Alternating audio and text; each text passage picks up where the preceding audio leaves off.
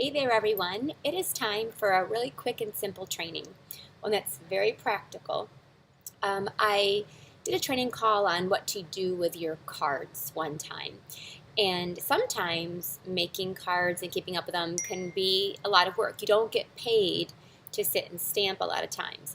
So I want to tell you a couple little tricks that help me to get outside orders, online orders, guests to come to my classes. I use my cards to be able to do that. Now I want to show you something. Do you guys have this issue? Can you see what they are? I'm here at my studio. The lighting is not always the best. But these are all like leftover packets from classes that I've prepared and people not shown up. And so either, or I cut too many, or there are packets that are sitting there that are actually worth money, but they're worth nothing to me sitting in that bag. Now there are bags of scraps. So let me tell you what I do to combat that issue. Is it something I know we all have?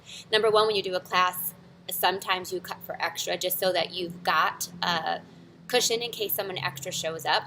Or you have somebody who RSVPs and they don't come and they don't pay. Now what do you do? So here's another bag I want to show you. This is one of my last classes. Can you see? It's full of finished cards. Actually, I'll show you this one. This was my, it's upside down.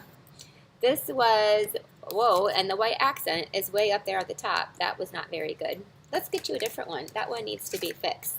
The white accents don't necessarily stay in place. Here we go. So this was my top seller for the night.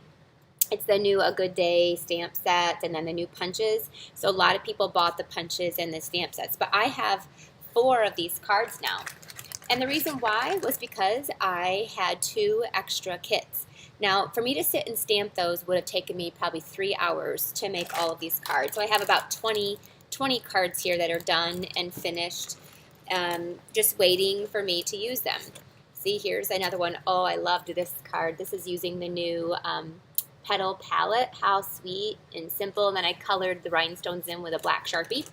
Okay, anyway, so you guys, I just thought might like to see some of the cards that I make at card class. So what I do is I have a helper. Her name is Jane. And Jane has been doing this for me on and off for the last 10 years. But I also have Cassie. And I also have Susan. So I have 3 of them. Jane is my usual one, and then we'll fill in with Cassie or Susan if Jane is busy. But Jane doesn't usually get busy. She lives and she just puts it as a priority to come to my classes. Jane gets to come for free. So I don't charge her to come to my class. And that's her only perk that I give her. And what Jane does is she makes up the multiple cards, the multiple packages of people who don't show. So, or now I specifically purposely cut for 2 extra. So let me tell you what happened, like for instance last night. I had prepared for my class the day before and I cut for my 2 extra, knowing Jane was going to come. So Jane would make her cards and she would make 2 extra sets. Now I'm going to tell you a little bit about what I do with those. Then the day of the class, I had 2 different people message me and say, Rhonda, my schedule changed. Can I come tonight? So I said, absolutely, you can come. I've got the 2 extra kits. So I was able to allow 2 more people to come. They ordered over $100 between the 2 of them. And I didn't have to stress or worry.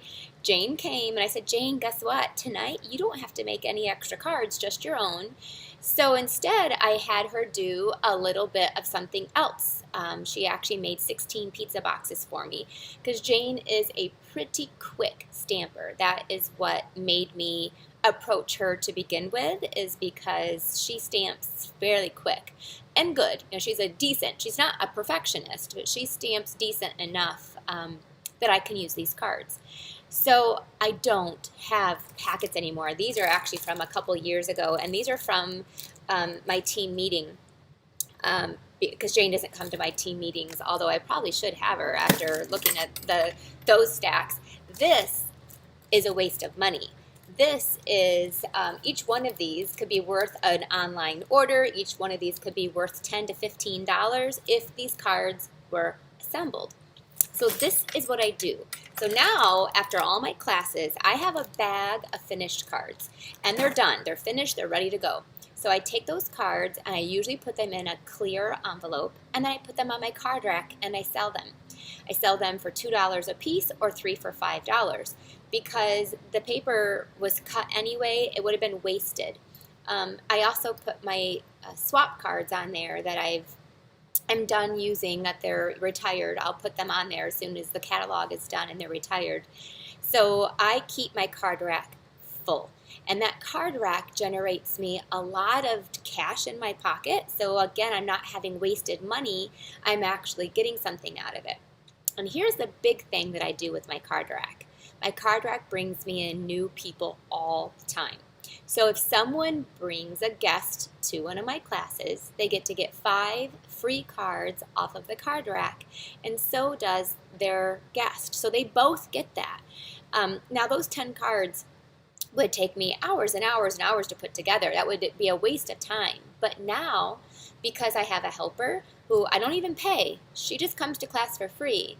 And now I have 20 cards that I could stock my rack with, and people buy them. So I get cash, and they bring me new customers all the time. It's a very effective incentive to get people to bring the friends with them. The other thing I do is when I have an online order, a lot of times I will do a special. If you put in an online order, I will send you 5 free homemade cards. It's kind of like they came to my card class. My card class, they actually make 2 of each. But for an online order, I send them 1 of each. That always generates me 4 or 5 online orders right around my class time. I couldn't offer that if I didn't have pretty, fresh, new, beautiful cards to be able to offer. And though it took me no time at all, I didn't have to invest any time. Now, Jane can only make about 2 extra set of cards plus her own, and then she's maxed out. So I usually only cut for 2 extra. Sometimes I stock up on my card rack so that when I do an online special, then I've got enough cards to be able to fill those online orders. I'm sending out a thank you package anyway, a thank you note to anybody who puts in an online order. So now I'm just beefing it up a little bit with free cards.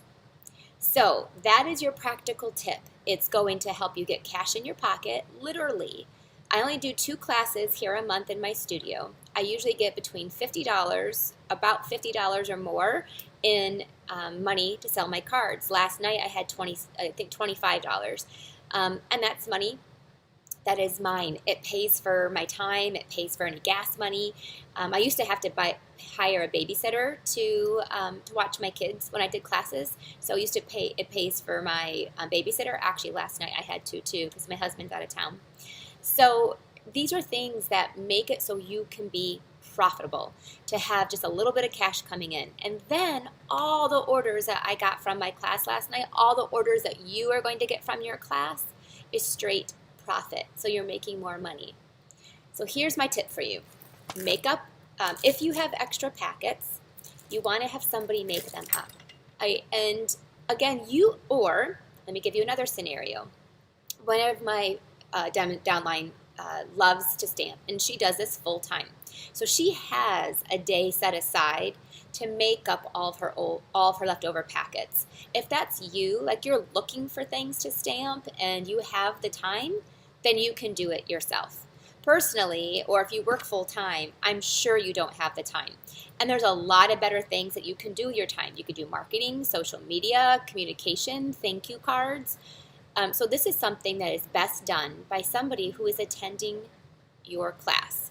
So I would find a good customer. You could invite a downline to come. So instead of taking from your customer base, then Jane is actually a downline member of mine. So she's not going to order from me anyway. So she would just come and pay the flat fee. So you could actually invite a team member to come for free and just say, for payment, I'm going to have you stamp a couple extra set of the cards. So when you're doing yours, then you could do a couple extra sets. One other thing I do, if I need a lot of cards, then I will have Jane just do the stamping. Then I can assemble later because the assembling takes not quite so long. Or I can tie bows later, but she can do all the big shot work and the things that take a lot more time. So you need a helper. We all need helpers. We can't do this alone and do it well. So that's my suggestion to you. My tip for you for today is to don't have packets sitting around in your stamp room. It is wasted money that you are just throwing out the door. You make up those packets. Use them for encouraging online orders, email orders. You can use them to help boost your current order. So if you're doing a class and your minimum order that they have to place is $25, tell them if you spend $50, I'll give you 5 free cards. So these are tools that you can use to increase your sales, but not have to have any expense in that. You're not giving a discount. You're not doing free shipping. You are making full commission. And those cards have a lot of value. What gives them value is the fact that you have a price tag on them. So I always recommend you have a card rack or baskets of cards that you sell your cards so that it gives them value. And it gives you in some extra cash all throughout the month. All right, good luck. Good luck putting that into place. I know you can do it. This is duplicatable for every single person, no matter what level of business that you run. Bye-bye.